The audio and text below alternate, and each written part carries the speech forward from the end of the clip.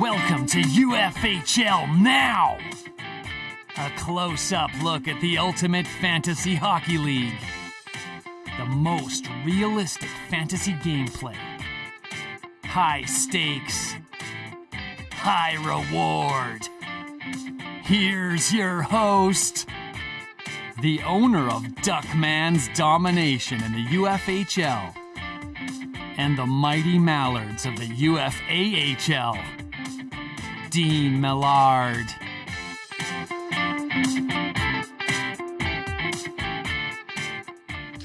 Hello there, and welcome to another Friday here on UFHL Now, the only show about the best league in fantasy hockey ever. And we are proudly broadcast on the Ultimate Fantasy Sports Network. UFSN is on the air on YouTube, and more great things to come. If you'd like to get in touch with us there, you can email UFSN at uffsports.com if you have a show that you think would fit the network. You can also get in touch with me at Ducks Domination. The playoffs in the Klein Cup and NHL are continuing. We'll take a look at some of the matchups. We are going to unveil the Ultimate Fantasy Hockey League's GM of the Year on this show today when Larry Fisher joins me. I'm going to take a look at the top 5 hitters in the playoffs so far. As mentioned, our UFHL Insider Larry Fisher will drop by, and we will tell you about the live UFHL Draft Lottery show that we will be putting together for next Wednesday, probably right after the NHL Draft Lottery happens. You can tune into ours and find out just where you might fall for all you non-playoff teams. It is going to be really, really exciting stuff. And let's get to all of that right after this.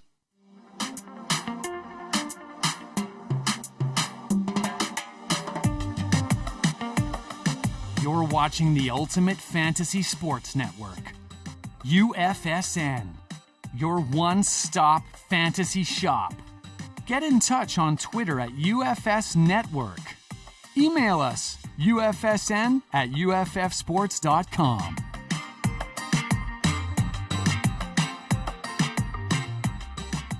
All right, we always like to look at the top performers from the past week, and Nikita Kucherov.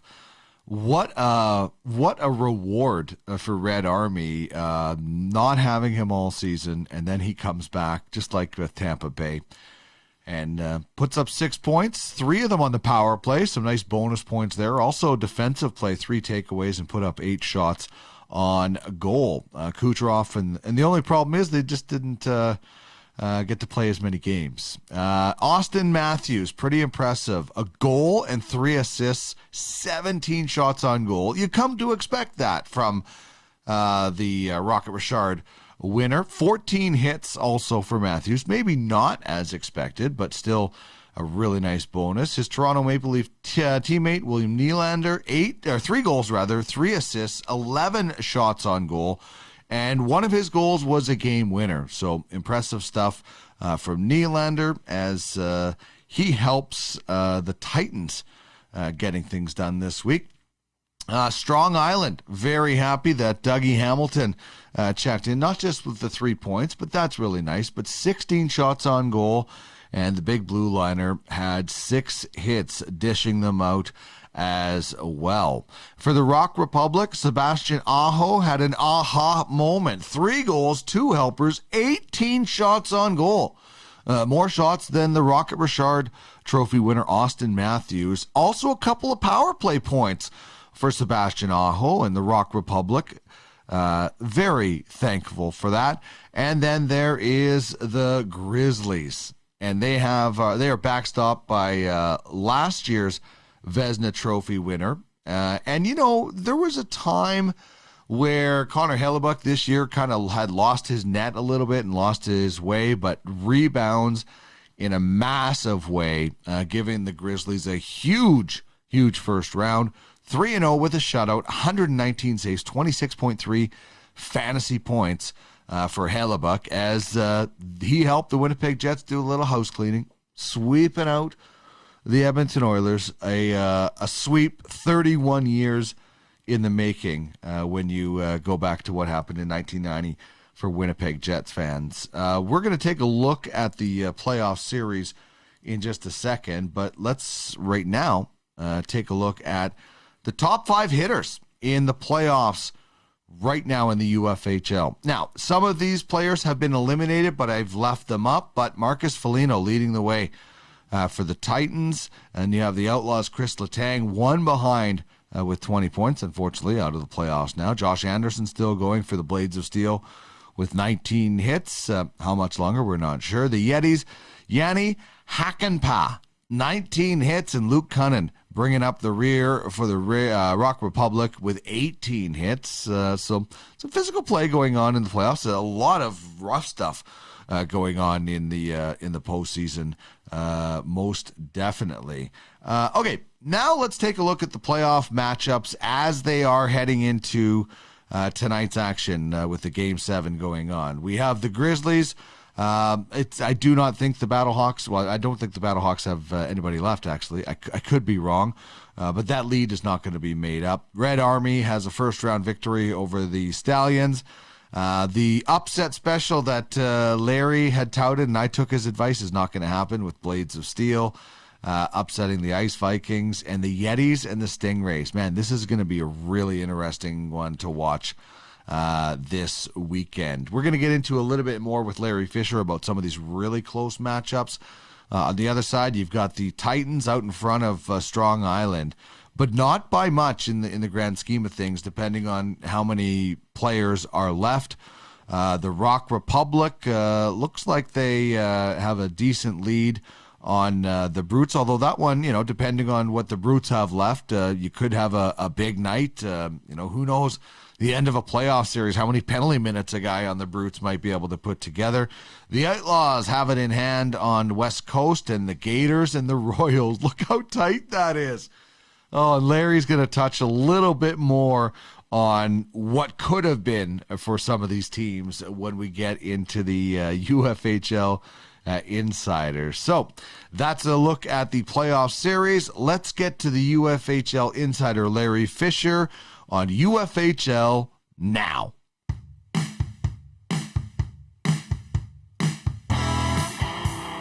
Time to get the scoop on the UFHL with our insider, Larry Fisher.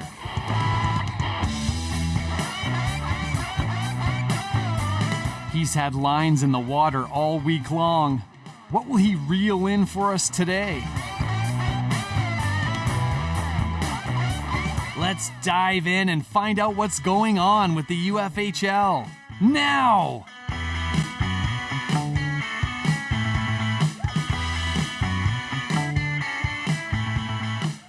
Love exploring even deeper than being an owner in the Ultimate Fantasy Hockey League, and that's why I bring in our own insider, Larry Fisher. And a lot of times, Larry, we're talking about trades or sales or some behind-the-scenes scuttlebutt going on, and sometimes we get to have breaking news, and we get to break that news, and that's exactly what we are going to do today, because you are about to announce who the Ultimate Fantasy Hockey League GM of the Year is, and the winner is... The award goes to Dynasty. Xavier Smith is the general manager. That's Xavier in the top of the photo, and Brian Hernandez, his assistant GM and affiliated scout in the front there on the photo. So congratulations to the Dynasty gang. Great successful season. Certainly well-deserved award. As we all remember, Dean, Dynasty was ranked 31st last overall in the preseason power rankings published on December 1st. They retooled that roster, took over a decimated roster, retooled it to finish 18th in the overall standings, and collected the 19th overall payout, which was $200 USD. So congratulations to Xavier and Brian on the GM of the Year award. Unfortunately, this award doesn't come with another big payout. They only won $5 USD worth of $5 USD worth of score coin, but this is all about the bragging rights, and it's something to put on the resume that you were the first GM of the year in 2021 in the Ultimate Fantasy Hockey League. So huge accomplishment for Xavier to purchase that Dynasty franchise back on November 12th for $100 USD. It was a reclamation project, the lowest sale in the history of of the Ultimate Fantasy Hockey League. And the reason being was the previous owner, Ryan Clements, decimated that roster, pieced out the roster, essentially for $1,700 in cash considerations before bailing on the league. Didn't pay his entry fee on November 1st to continue on in the UFHL, so that franchise was in limbo. It had traded away players, as you see here, Patrick Kane, Brady Tkachuk, Nick Suzuki, Sean Monahan. The list goes on and on. You can see there, goaltenders Matt Murray, Spencer Knight, traded away all their draft picks in total. So really, I took over a franchise with not much left and really built it back into a middle-of-the-pack playoff contender. So there were 12 franchises, Dean, that received votes for GM of the Year, 12 out of 31. Dynasty won the award with 9 votes, beating out the Ice Vikings, who had 5. And the Ice Vikings obviously were the regular season winners, the Founders Trophy winners for topping the regular season standings. So they were the runner-up in GM of the Year. Kamikaze, Donnie Talk, was 3rd with 4 votes. Rock Republic, Kyle Roberts, was 4th with 3 votes. And then Red Army and Battlehawks tied with 2 votes each. And then there were 6 franchises that actually got 1 vote each for GM of the Year. Those were Titans, Yetis, Outlaws, Royals, Gators, and Godfathers. So congratulations to all the franchises that received at least a recognition or a vote in GM of the Year, but the ultimate congratulations to Dynasty, who won with 9 of 31 votes. And, it's the ultimate karma. I mean, Dynasty purchases this team for $100 US. They doubled their purchase price. They doubled their return on investment by doing such a good job and rising up in the rankings. So their purchase price has already been made back, whereas the previous owner sold for $1,700 US piece by piece, the old Johnny Cash one piece at a time song, and franchises have sold for over $50K. So it's karma in the good way for the Dynasty group, Brian and Xavier, to go and work so hard, and it's kind of that's interesting that previous owner sold the way he did and is missing out on this, and probably that $1,700 is gone already. And I just love the karma, the karma that happened in this sort of transaction that happened. And kudos to those guys for doing that great job with Dynasty. That is so awesome, because as you talked about, the previous roster was not very good that they inherited.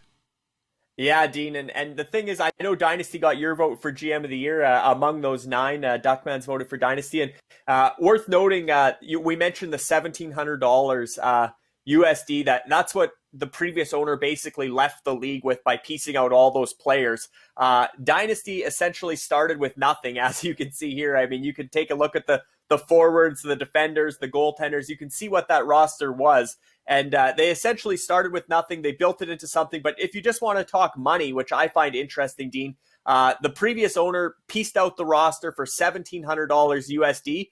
Dynasty, not only did they rebuild this roster and turn the current roster into a playoff contender, they also came out money ahead. They profited $2,252 in USD. So that in itself is amazing. They took over literally, we couldn't give the roster away. It was that bad in a fantasy hockey league. Nobody wanted it. They stepped up, took a chance on that inherited roster. I mean, look at that protected list. Artem Zub became a bit of a player, but 3 no-namers there. They only had 25 of 50 total contracts, no draft picks for any of the 3 years. I mean, that roster was hurting. They took a chance on it, and they actually turned a profit. They didn't have to spend money. So they managed to do this the hard way by being profitable and improving the roster at the same time. Somehow they managed to make, a number of trades to go from that roster, 48 total trades, Dean, from November 12th. And so the season started on January 13th. So they took over on November 12th. And in that first month of management, they made 30 trades to overhaul that roster and build out that protected list, and then made 17 more trades between January 13th and the April 12th trade deadline, and recently made another big blockbuster that's obviously a win for them just this past week on May 25th, an off-season move. So yeah, you look at that, but what I like about that, Dean, is the profitability as well. The fact that they took a team that cashed out for $1,700 with no assets, basically depleted, decimated, and turned that around, built a competitive current roster, and came away ahead in money without spending any money, and came out, $2,200 profitable. And we can look at the current roster, Dean, and show what Dynasty looks like now. And certainly everybody got to see the inherited roster and the current roster. They made a lot of moves recently, but overall, I mean, you look at the inherited roster, it was they didn't even have 12 forwards. They only had 11 forwards, no real big names. Out of those 11, some were free agents that never even signed this year, like Brendan Perlini. But you look at the roster they've assembled now, and there are some, they don't have necessarily a huge franchise player, although a guy like Anders Lee, Max Domi, Anthony Duclair, that's a capable top line. And the thing to remember for viewers that don't follow the Ultimate Fantasy Hockey League is every single NHL player is owned. So every franchise does have a fourth line. If that doesn't look like an awesome fantasy hockey team, that is middle of the pack, and would be middle of the pack in the NHL if you ice that roster likely. Mm-hmm. So you can look at the defenders and the goaltenders where they also made a lot of upgrades. Drew Dowdy is the player they just acquired on May 25th. He is the face of the franchise, and the kicker there is that, and maybe it's a little gift in advance of this GM of the Year award. Maybe that's the real award for being GM of the Year, is to land Drew Dowdy, because obviously you've seen in the photo, Xavier and Brian are both from Los Angeles and big Kings fans. So great to see Drew Dowdy now anchoring that blue line, but a very deep competitive blue line. And the goaltending's interesting because we'll see how that works out with salary going forward with Bobrovsky and Koskinen. It's an expensive tandem in a cap league, but certainly upgraded from where they started off with Henrik Lundqvist, who didn't play at all this year, and Malcolm Subban, who obviously wasn't a starter yet in the NHL. So they've managed to upgrade essentially every roster spot and went from a franchise that was almost unanimous 31st in the power rankings to a legitimate playoff contender in the Howe division, and into 18th overall in the standings, and received the 19th payout of $200 USD. So big congrats to Dynasty on their transformation through 48 trades from November 12th to today. So yeah, 48 trades is a pretty remarkable number. And when you look at the ins and outs that they did some great work. And we can go through, Dean, if you want, some of the trades that they made, some of the interesting developments that they had. Their first day on the job on November 12th, they made 3 trades. The biggest one was they took Ryan Getzlaf as a cap dump. Red Army was wanting to add somebody else who'd be more impactful for this season. They landed Ryan Getzlaf and 150 USD in exchange for a second round pick in 2023, the lowest pick, furthest out pick they could get. They gave up in exchange for a surefire Hall of Famer and Legends League player in Ryan Getzlaf. That same day, they traded Mikhail Grigorenko to the Dynasty. Got 2 good prospects, Jared McIsaac and Colton Point, as well as a 2021 second-round pick. And the third trade they made that day was they traded Adam Larson to the Elite Assassins and got a real windfall back. They got Victor Mete, Dimitro Timashov, Logan Hutsko, Josh Maniscalco, and Brinson Pasichnuk. So 5 players, including Victor Mete, for Adam Larson. So that was sort of the first day on the job. 3 trades to really accumulate some assets, build out that protected list, or start getting some legitimate prospects there. And then just going through the list here, Dean, some of the things they did that were really impressive. The first round picks, they currently have no picks for the next 3 years, but they turned their picks into assets. And Red Army, Luc Grenier, the Steinbrenner of the league, he's always gambling. And, going back to November 15th and December 7th, right after those power rankings came out on December 1st, Luc identified Dynasty as a franchise on paper that was going to be a lottery team for the next 2 years. He acquired the 2021 first-round pick and the 2022 first-round pick in exchange for a whopping 8 prospects and $1,700 cash. So there's your $1,700 cash back that Ryan Clements took away. Right. They recouped that right there, $1,700 for their 2 draft picks in 21-22. Of course, they outplayed expectations. That 2021 first-round pick is now 14th overall in the draft lottery odds. So it's not a top 5 pick unless they win the draft lottery coming up on Wednesday. But certainly to land prospects like Nolan Foote, Daniel Gushin, Brandon Coe, Artur Ruotsalainen, who had a good debut with Buffalo at the end of the year, Sammy Walker, Topi Nimella from Toronto defenseman, Nico Dawes, Artur Ekiyama. A lot of prospects coming in those 2 round picks, then 8 prospects and $1,700. Outplayed to the point where they're no longer a lottery team. So that was a big win. The other thing they really did effectively, Dean, was flipping the old boys. I know we mentioned Ryan Getzlaf. We can add Dustin Brown and Jeff Carter, 2 LA Kings, or former LA King in Jeff Carter's case, to that list as well. Guys that they went out and acquired for very cheap. You know, they barely paid anything for Getzlaf, Brown, and Carter. And when they flipped them, they no longer have any of those 3 players. But when they flipped them, they got significantly more back in return than what they gave up to get those veteran guys that were serviceable. They all contributed decently for Dynasty to improve them in the standings, and they were able to get more in return than what they gave up to get those veteran guys. So that was one of their big things. Going forward, I like the faces of the franchise, and you see Anders Lee there, and we already talked about Drew Dowdy, but Anders Lee they acquired from the Warriors on April 1st. He was a cap dump. The Warriors are making room for Elias Pettersson's big contract, so they gave up Andreas Athanasiou and Josh Maniscalco in exchange for Anders Lee. He hasn't debuted for Dynasty because he's been on the LTIR with the injury, but he'll be in their lineup next season likely, and that's a new face of the franchise up front. And then Drew Dowdy on May 25th. And again, this trade was expansion implications. Red Army had too many defensemen. They couldn't protect them all, so they swung a Drew Dowdy deal with Dynasty. And when you hear the terms of this, it's actually laughable how it played out. But Drew Dowdy, Glenn Godden, and Kevin Mandelis, as well as 300 SCO to Dynasty in exchange for minor league or tweener defenseman Paul Ledoux. So you get Drew Dowdy essentially for nothing. You get Anders Lee for a bargain. And now you have your 2 faces of the franchise going forward. A couple other moves that warrant mentioning, Dean, is they turned Justin Holl into Jake Bean through 2 separate deals. They acquired Justin Holl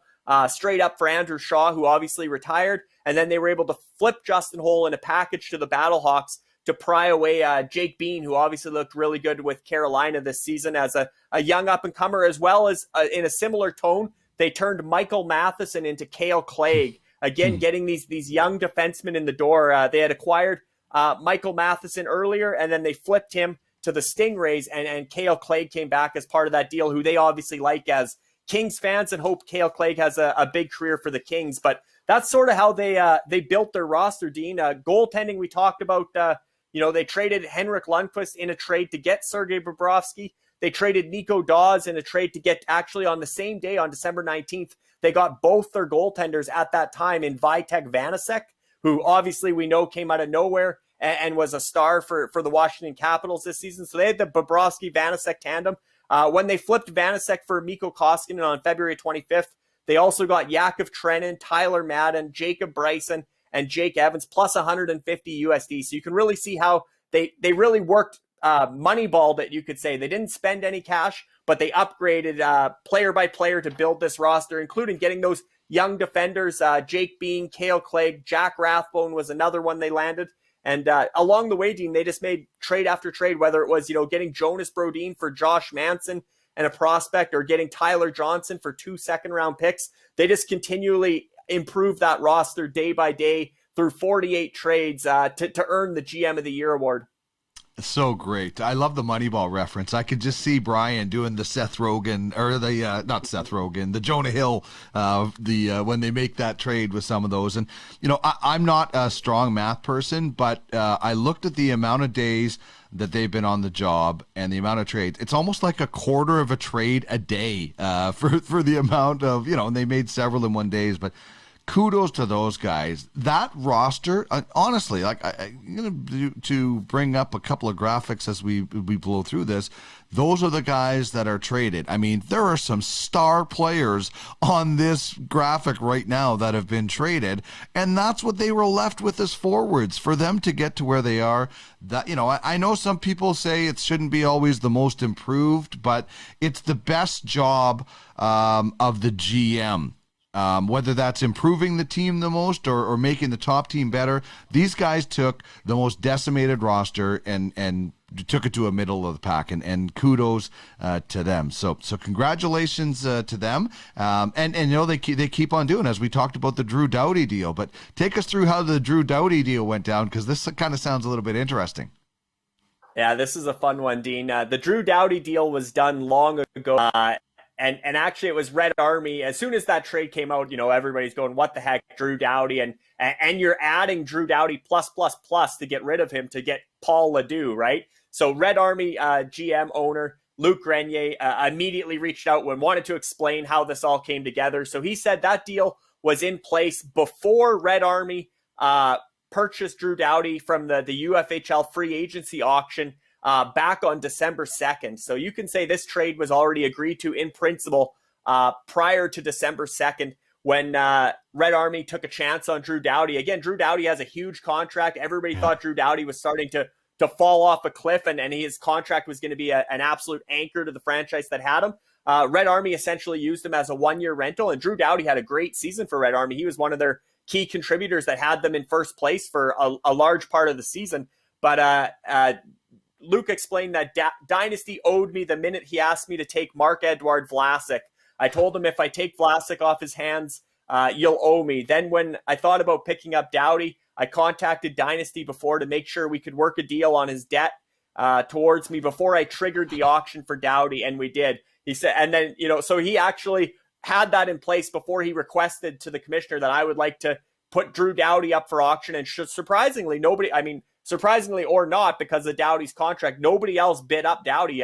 Red Army got Dowdy for the minimum 25 USD, no bidding competition, and already had a deal in place to flip him in the offseason, whether he had a good year or whether he did fall off a cliff. So as Luke said, I got nothing for Dowdy, but he remained tradable. And then he goes, Ledoux was the piece I needed, as in to win this year's Founders Trophy. So Luke's obviously having fun with it, as he always does. But again, the reason for this trade, Dean, was expansion draft implications. You look at Red Army's protected list, and they had too many defensemen they couldn't protect.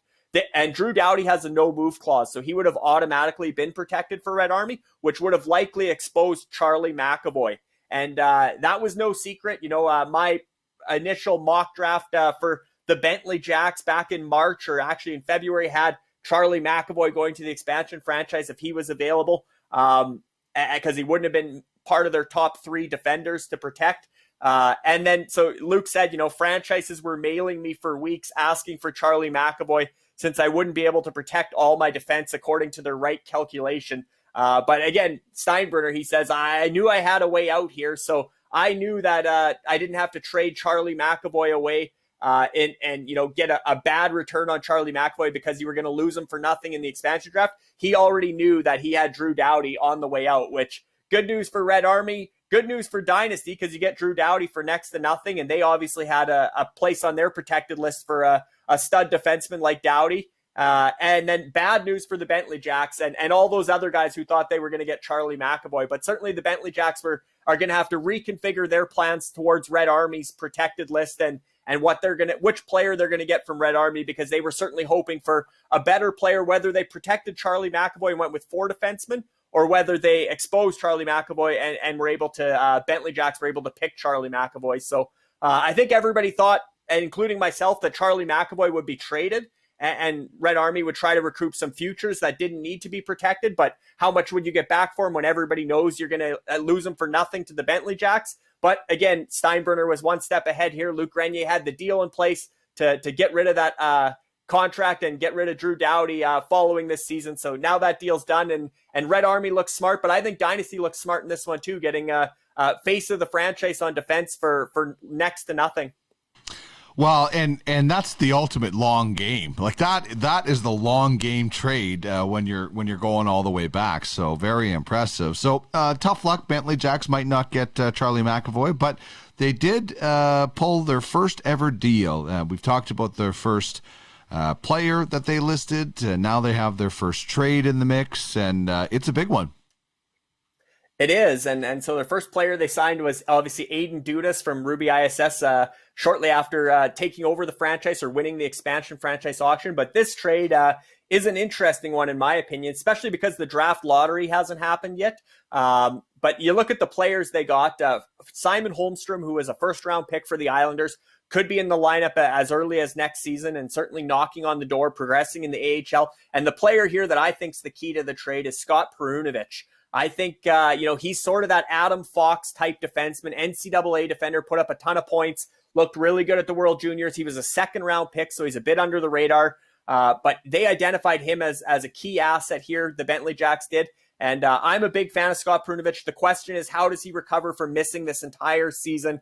He had a knee injury, had to get surgery, sat out this entire year. If he comes back and still has that mobility and can skate and pass the puck like Adam Fox, I think this trade will work out nicely for the Bentley Jacks. On the flip side, the Assassins, they're looking at this trade as locking up 2 of the top 5 spots going into the draft lottery to guarantee themselves to be bidding on the first overall pick in the entry auction come July. So the Bentley Jacks first round pick, which has equivalent to 3rd overall odds heading into the lottery, that now belongs to the Elite Assassins and in exchange, Dynasty's first round pick, which we talked about, they traded away all their picks, actually now belongs to the Bentley Jacks at 14th overall odds. So unless Dynasty's pick wins that draft lottery, then obviously Bentley Jacks will be moving down in the draft order in order to get 2 quality prospects in Holmstrom and Perunovich. Wheeling and dealing, even when the playoffs are going on, I love it. That's positioning yourself to ensure that you're going to be in that top 5 bubble, no matter what happens with the draft lottery, is again playing the long game and looking ahead and being prepared. And kudos on the Assassins to that. And speaking of the draft lottery, here are the odds. We are very happy. We're not happy that we finished last, but we're very happy as Duckman's Domination that we'll be in that first bubble no matter what happens. And you and I are going to have some fun with this live draft lottery as well. Yeah, we plan to do a live show on Wednesday shortly after the NHL draft lottery or around the same time to unveil our winner using the tankathon.com simulator is what we'll do. But we'll have a bit of a live show. Obviously, we can talk about Duckmans, maybe have another guest or 2 on that are going to be part of the draft lottery. But it is exciting. And so, yeah, we broke down the draft lottery odds to show the percentages of chance of winning. The teams or the franchises in brackets are the franchises that own that pick. So obviously, you look at number 2, Tornadoes pick is owned by the Royals. So that's what the franchises in brackets are. But as you can see there, the Assassins, by having 3rd and 4th, the way the NHL changed their draft lottery this year, Dean, is there'll be two winners of the draft lottery. So 2 franchises could move up to 1 and 2, and the rest would slide down a maximum of 2 spots. So with the way it works in the UFHL entry auction, the 5 franchises with picks 1 to 5 are automatically bidding on first overall. So the first Duckman's Domination can move down is 3, which is obviously in the top 5. So Duckman's, Duckman's, Royals, and Assassins are now guaranteed to be in that top 5 no matter who wins the lottery. They'll be bidding on first overall. But obviously it's exciting. I know I've run the simulator many times, Dean, and I've got all kinds of wild results. So everybody, all the GMs of those 16 franchises that are part of the draft lottery on Wednesday will want to tune in and wear their lucky socks or whatever they do to hopefully come out on top and be a bidder for first overall. We did this kind of just before we started recording, kind of as a test. I'm not going to give away what happened, but it was an absolute shocker when we did this one just to test it out. So I hope something wild happens because, we're going to stay in the top 5, so it doesn't matter who moves up. It's always exciting when a team kind of moves up and then people are complaining about the draft lottery and everything. But if what happens actually happens that happened before we did this show, that would be pretty wild. It would for sure. Or what happens if the Dynasty pick wins first overall and they just the Bentley Jacks just traded their lottery pick away, and then what happens if Dynasty's pick wins and Bentley Jacks own that pick, and all of a sudden the Bentley Jacks are bidding against the Assassins for first overall. So wow. That's the one scenario that I think would be crazy, is if that 14th spot with 1.8% possibility of winning this simulation, if that pick won and then they traded away their lottery pick at number 3 and they still managed to, through that trade, they got back the 14th overall odds. If they managed to win the lottery and still get in there and be a bidder for the first overall pick or the top auction spot, I think that would be crazy, especially the expansion franchise, right? Seattle Kraken, Bentley Jacks. I think luck might be on their side here. That would be an interesting result. But so everybody knows, we're doing this live. This isn't pre-recorded or anything. It will be done on Wednesday. So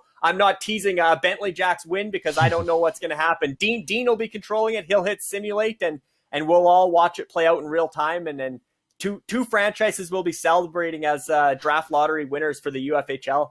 Yeah, I can't wait for that. It's going to be so much fun. All right, when I was a kid and I played a hockey game, and if I was a good sport, my dad would put like $1 in a jar for me. We kind of have the opposite of that here. We had the UFHL fine pool. It's almost like the swear jar that, some people have. You got to put it in. But the UFHL fine pool, I thought it was kind of neat. There were not as many teams that were fined as I thought. I thought it was going to be a small amount of teams that didn't get fined. But take us through how things went with the UFHL fine pool. Yeah, so the total purse ended up being $340 USD. 22 of 31 franchises didn't receive a fine, so congratulations to those 22 franchises who will now share that $340 USD evenly. So that'll be $30.45 USD worth of score coin paid out after the playoffs to each of those 22 franchises that didn't receive a fine throughout the regular season. So unfortunately, there were 12 total fines to franchises, and 9 of 31 franchises were fined. Actually, the Snipers were fined 3 times, and the Blizzard were fined twice. And maybe not ironically, those were the 2 franchises that just sold to new ownership. So maybe, again, everything is such high stakes, such you got to be dedicated, you got to be committed. It is a serious professional fantasy sports, as we keep saying. And so, maybe those franchise owners realize, that there's so much involvement here. If I don't want to hire a GM, maybe I sell my franchise. But the 2 franchises that were hit with multiple fines, both have sold to new owners since the end of the regular season. But so 22 of 31 franchises are celebrating because they're going to get a little over $30 USD in score coin to share that UFHL fine pool.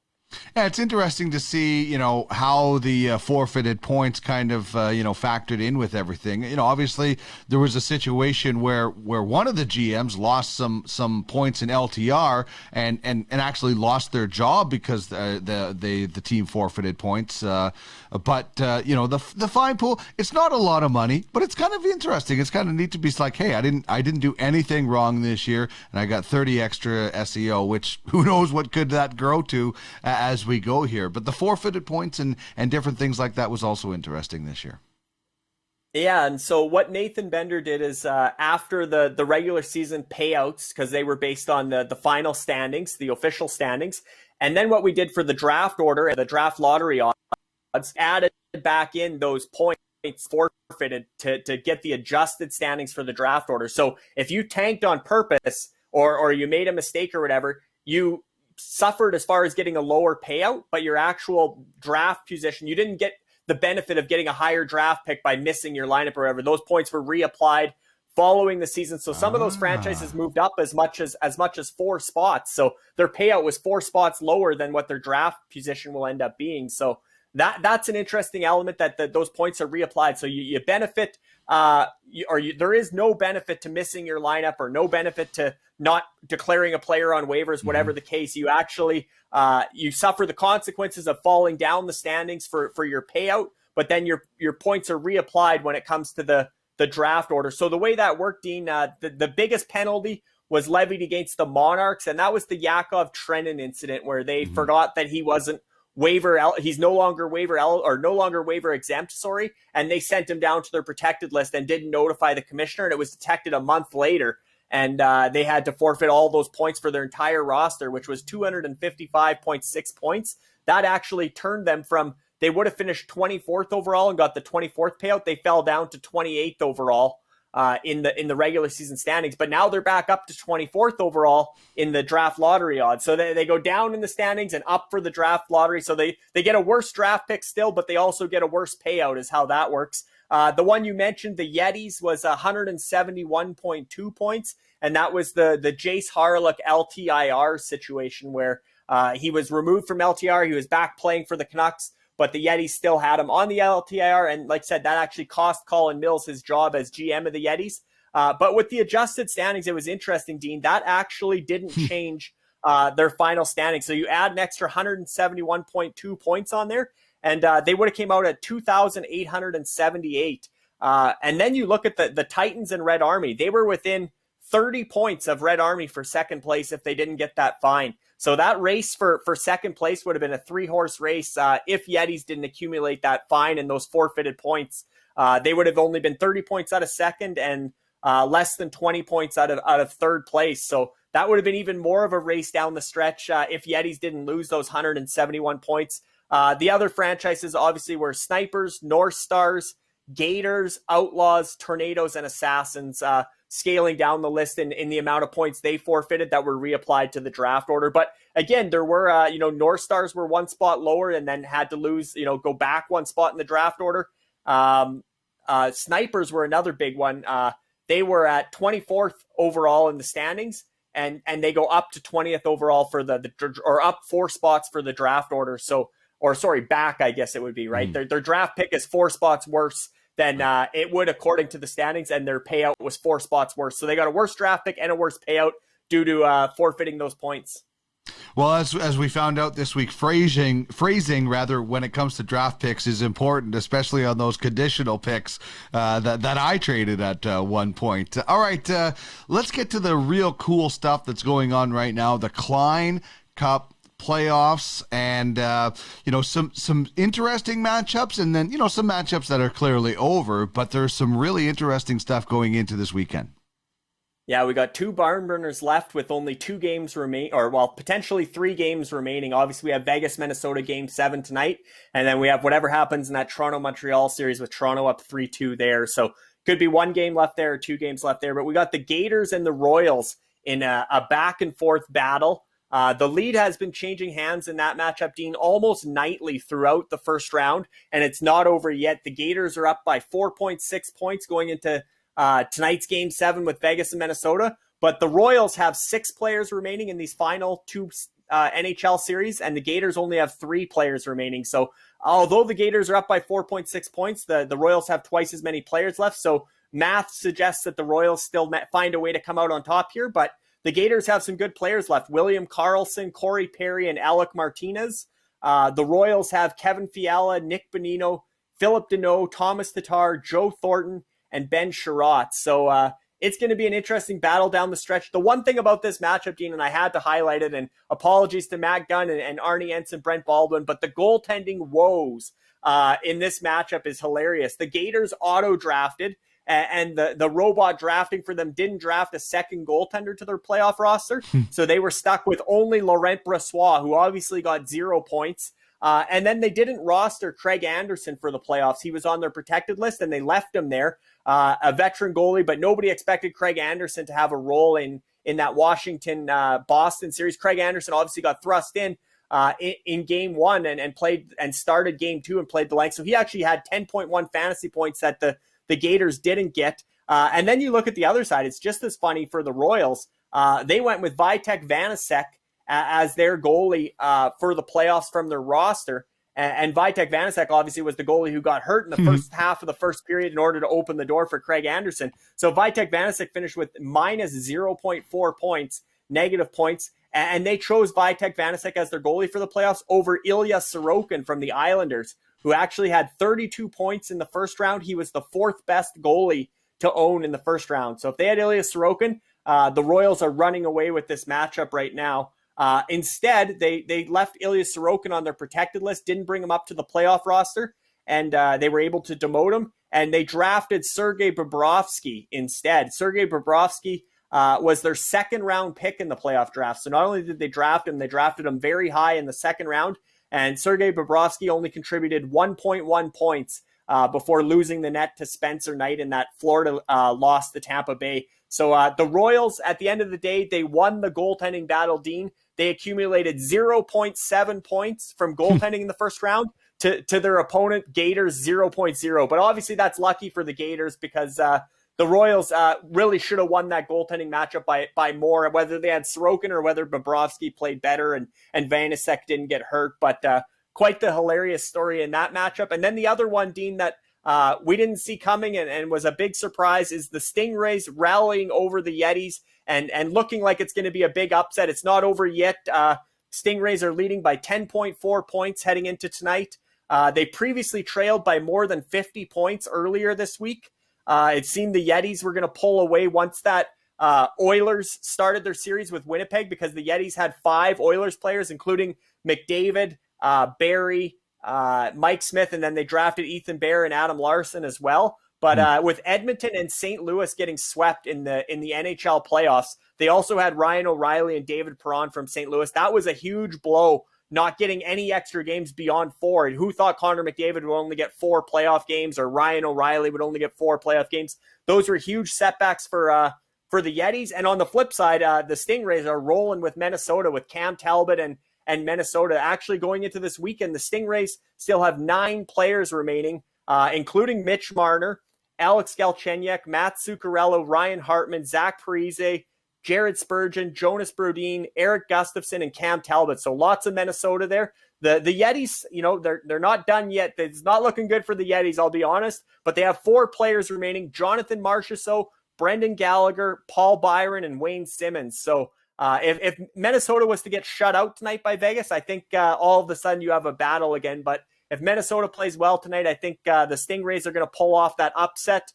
And I think the Stingrays, if Minnesota gets past Vegas tonight, Dean, the Stingrays are going to give the top-seeded Ice Vikings a run for their money in that Lemieux Division final. And last thing on the Klein Cup playoffs, Dean, you shouldn't have listened to the insider. You shouldn't have listened to the pro picks. I obviously predicted the upset. The Ice Vikings, the top seed, the regular season winner, were going to lose in the first round to Blades of Steel. But there's a 30-point spread there. And looking at who's remaining, it's very, very likely that the Ice Vikings are going to beat the Blades of Steel. So it looks like I was wrong on that, and sorry for convincing you to take the upset. That's okay. I can't get everything right, and I had a pretty good first round so far. But let's quickly now, with this the final tidbit here, wrap up with the UFHL NHL playoff pool update, which kind of dovetails nicely into your insider advice. Yeah, nobody's perfect, Dean. In the first round of the NHL predictions, nobody has got all 6 NHL winners right so far. Obviously, there's still 2 series to be decided, but several have gone 5 for 6, including Duckmans. Your only miss was Pittsburgh over the Islanders. That's your only miss so far. I made the same mistake there as the pro. I'm at 4 for 6. I missed Pittsburgh and Edmonton because you obviously went with your Jets over the Oilers. I have Vegas in 7, so I really need that W tonight to get the bonus 3 points, because you get bonus points for getting the right number of games. That would be a big boost for me.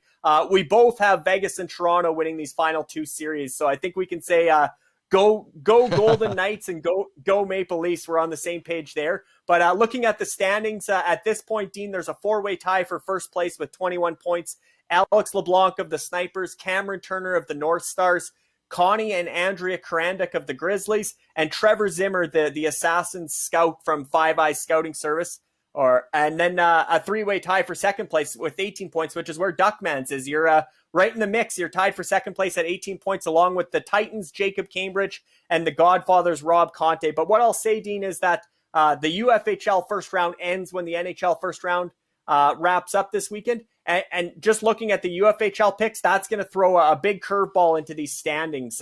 When you add all those 8 winners from the UFHL, all getting 3 points each for whoever picked them, the standings are going to look a lot different come Sunday or Monday than they do today. And then the one thing to remember is if you're having a bad first round, some people are stuck on 10 points or whatever. If you're quite a ways back, the points escalate for the second round. Mm-hmm. So if the correct pick is now worth 4 points, up from 3 points, and same with the bonus amount. You get a bonus 4 points for getting the right number of games, up from 3. So if you're behind, you have a good second round, you can certainly make up that ground. But the other thing, get those second round picks in. I know the call's already been put out for Boston and the Islanders. Get those picks in prior to tomorrow, prior to Saturday puck drop for their game 1. But if Toronto and Montreal go to game 17, you're going to have to predict the other 3 series in the NHL. Get those picks in before that first round is over. So we knew it'd be a tight turnaround, but get those picks in.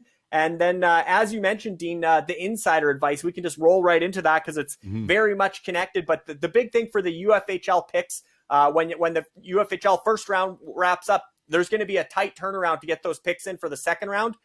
There will already be some second round NHL games played, so be aware of which players had a good start to the second round before you submit your second round UFHL picks. But the big thing will be players remaining. So you want to know how those players did in the start of the second round. If there's 1, 2, 3 games played before you have to make your UFHL picks, be aware of that. But be aware of players remaining, because that's the big stat going forward. That's the insider advice. The most important factor is players remaining. Count them up. And my second round preview article, Dean, won't be published until Monday. So if you're on your own there, if those picks are due before that article comes out, then the best advice I can give is factor in how many players remaining for each franchise. And obviously more players remaining equals more games played, more chance for fantasy stats. So Fantrax does fade out the eliminated players. So it's pretty easy to go on there and look at how many players are left for each franchise going into the second round matchups for the UFHL.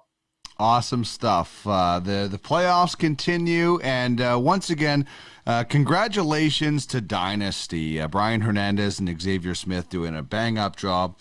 Brian's the director of scouting for the Ultimate Fantasy League Baseball, and he's doing an awesome job in that capacity, and just another feather in the cap for these two guys. So congratulations to them, and thanks as always, Larry. Enjoy the rest of the weekend.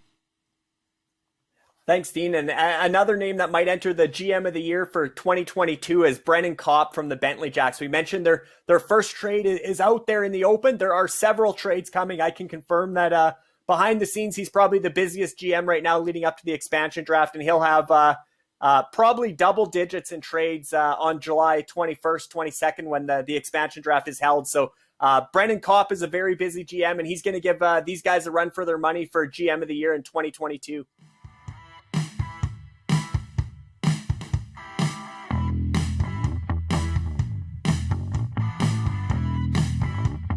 This is UFHL Now with Dean Millard. Get in the game, where you own the game.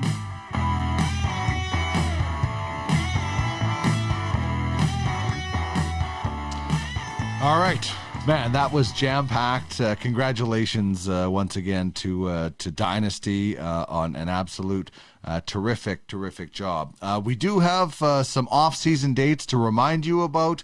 As mentioned, the live playoff draft will come next Wednesday. Larry and I will have more details on that. Keep it locked on Telegram, as you always do. 48 hours after the Klein Cup, your entry fee of $1,000 US is due. Also, the buyout window opens. July 17th is the deadline for protected lists for the expansion draft, which happens July 21st and 22nd. July 24th is the UFHL entry auction. On the 25th is the UFFS futures auction. And on July 28th is when NHL free agency will commence. We have a massive announcement to make this Sunday. Here's the list of some of the shows that we have going. The UFFS podcast every second Sunday. This Sunday, huge announcement, particularly if you're an American football fan. You will love this Sunday's show. 2-Minute Tuesday with Darren Bates. You'll love that. He packs it all into one easy-to-digest segment. Tracking the draft with myself and Craig Button every Wednesday. Full Count Fantasy Baseball with Jordan Blundell and myself. Live 10 a.m. Mountain Time, noon Eastern on Thursdays right here on UFSN. And this show, as you're watching, comes your way on Fridays. All right, that music means it is time to wrap things up. But remember, get your playoff picks in for that second round. Really important that you get at least that Boston Islanders pick into Andrea right away. And go Jets go in the second round when that begins. Obviously, some of it is beginning this weekend. But if you want to get in and keep going with those playoff picks, you need to get the Boston Islanders one. And then make sure you're watching, because the other series starts on Sunday. Colorado will start their series against the Game 7 winner. So if you want in on that, make sure you get your playoff picks in ASAP. Go Jets. Just like the finger says, number 1. I guess it'd be number 4 because there was a 4-game sweep. Anyway, thanks to Larry Fisher. Congratulations to the Dynasty. Congratulations to everybody in the UFHL playoffs. We'll chat next week. UFHL Now is produced by DM Productions. To get in touch, head to www.podcastalley.ca.